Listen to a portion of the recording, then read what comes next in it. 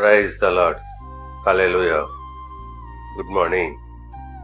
క్రీస్తునందు ప్రియులారా, ఈ ఉదయ కాలంలో మరొక నూతన వాగ్దానంతో మనము ఈ రోజును ప్రారంభించుకుందాము. ఈనాటి దేవుని వాగ్దానము యోవేలు గ్రంథము 2వ అధ్యాయము 26వ వచనము. నా జనులు ఇక నిన్నటికిని సిగ్గు నొందరు.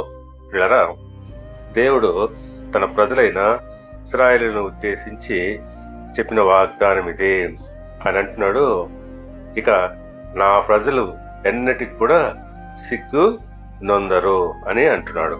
అవును, నిజమే.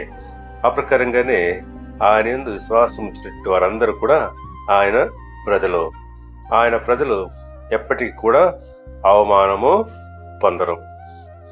అందుని బట్టి అపోస్తలుడైన పౌలు గారు లేఖనం ఎత్తి చెప్పుచున్నాడు.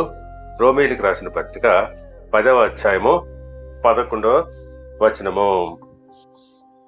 ఏమనగా ఆయన యందు విశ్వాసం ఉంచువాడెవడును సిగ్గుపడని లేఖనము చెప్పుచున్నది. అవును, లేఖనముల ప్రకారంగా ఆయన యందు విశ్వాసం ఉంచిన వారు సిగ్గుపడరు.